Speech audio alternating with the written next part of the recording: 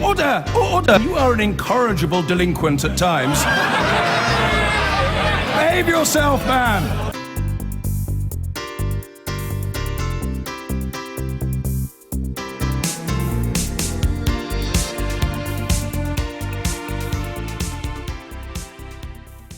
Well, this is what the Chancellor, George Osborne, also had to say on Monday night, shortly after the government was defeated in the House of Lords.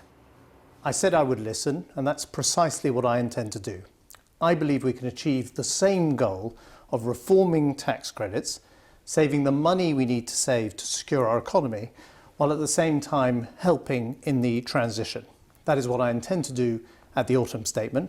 I'm determined to deliver that lower welfare, higher wage economy that we were elected to deliver and the British people want to see. Well, following that defeat on Monday, the Chancellor, as you just saw, promised to soften the blow of the cuts to tax credits, which millions of families rely on. But it's not clear yet who will be better off or worse off under the changes, all of which are due to have taken effect by 2020. A single parent working 20 hours a week would be £1,000 worse off with the changes, the reforms as they stand at the moment. A low-earning couple with 2 children, with just one parent working 16 hours and the other 37.5 hours, would lose out by £850. But a mid-earning couple, both working a 5-day week, would be £350 better off.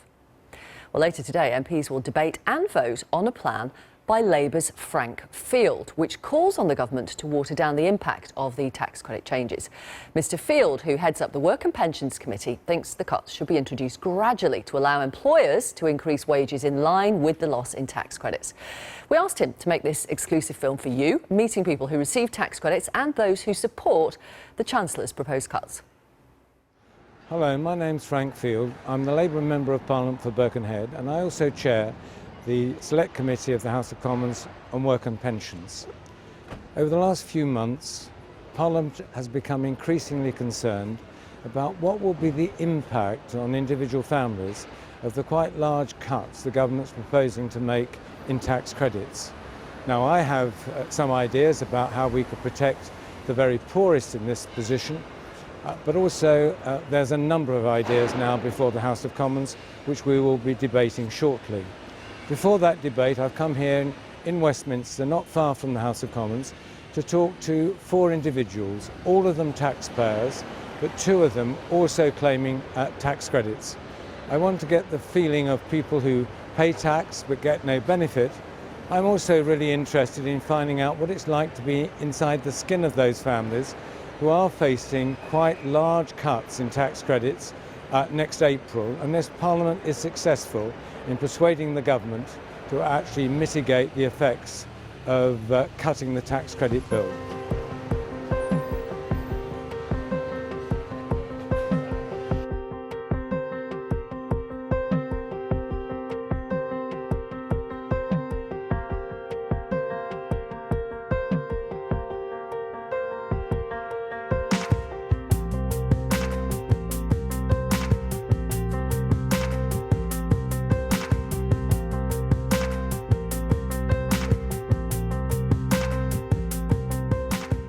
Sarah, how would you be affected by what the Chancellor proposes? As far as I understand at the moment, I would be about £100 to £150 a month worse off. Now, for a family like ours, that will have a massive effect. We already can't afford luxuries, holidays, meals out, things like that.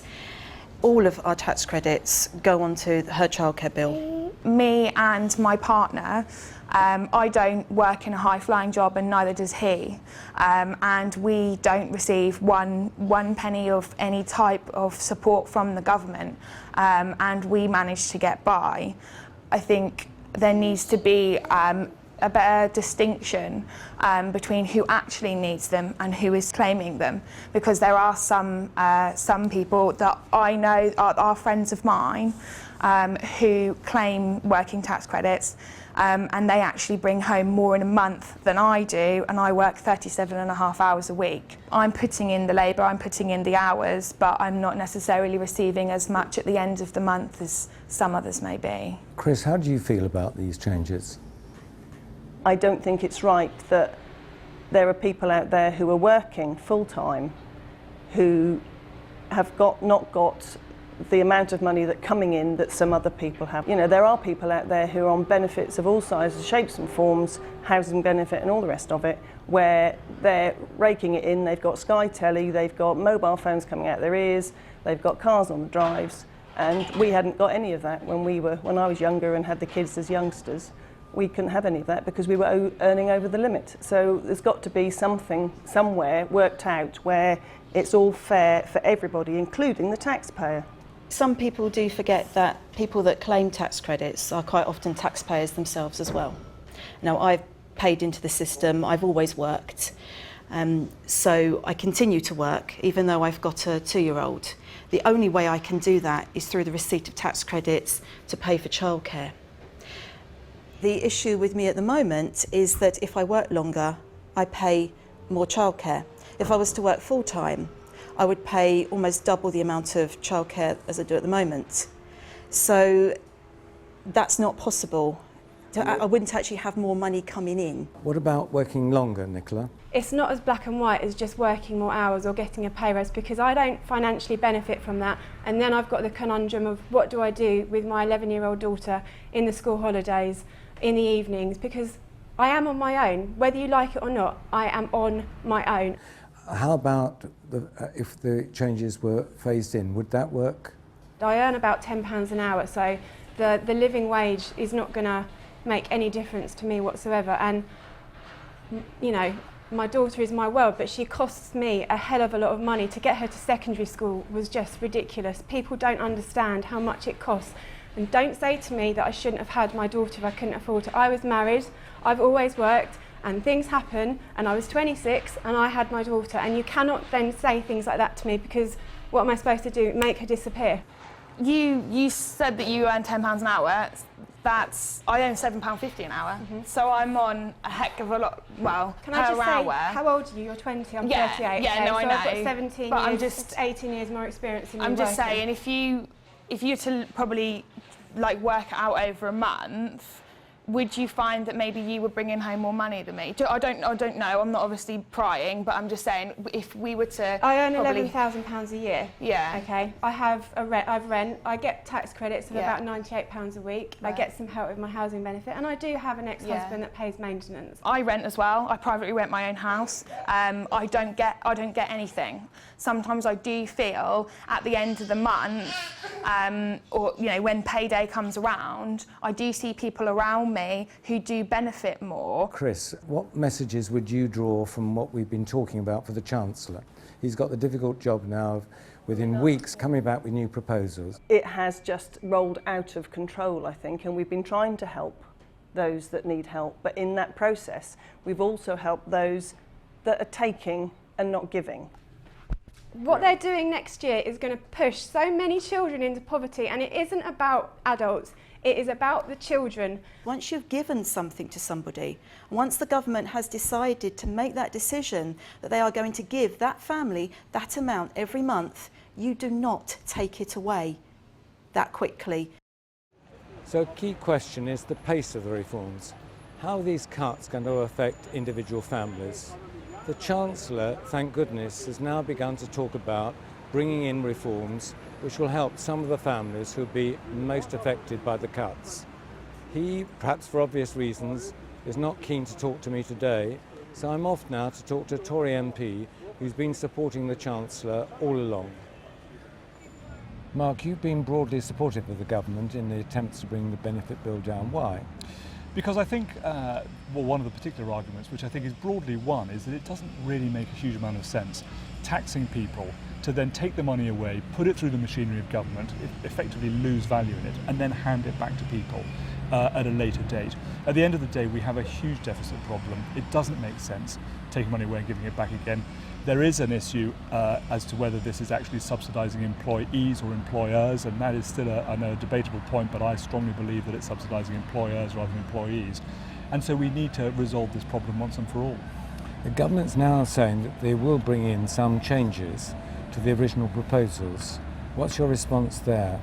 Well, my response is that I hope the government sticks with the overriding policy that's brought through, but mitigates the effects on people at the lower end of the wage scale. I think the really important point is there are people who are earning, kind of working maybe 16, 20 hours a week, they're earning minimum wage. They're the sort of people who are going to be badly affected by this, and those are the people that I would like to be helped. One of the proposals I put to the government is that they should ensure that everybody below what will be the new statutory living wage shouldn't actually be affected. But it means if we're going to do this at no extra cost to taxpayers, it means people above that level would see their benefits withdrawn at a tougher rate. What's your immediate response to that?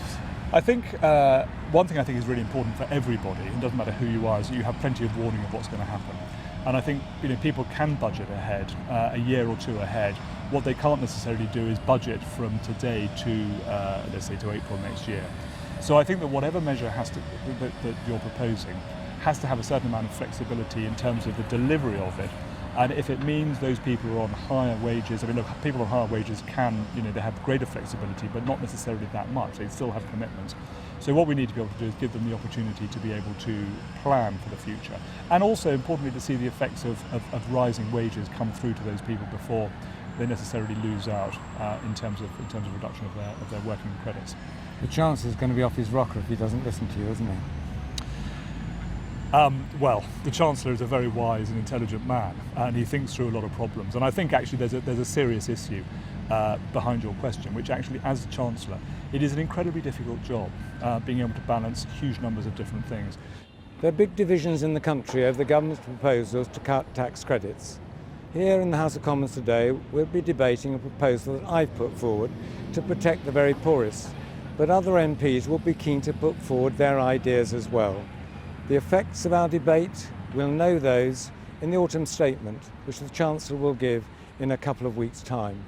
As with so many issues in British politics today, it's over to you, George.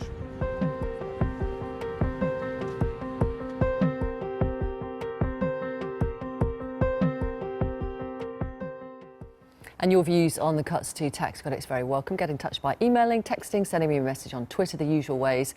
Couple of messages here.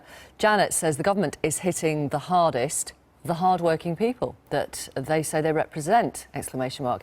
If we were talking about unemployment benefits, then I could join in the argument. But the truth is wages are not rising in line with costs, and that's the biggest problem.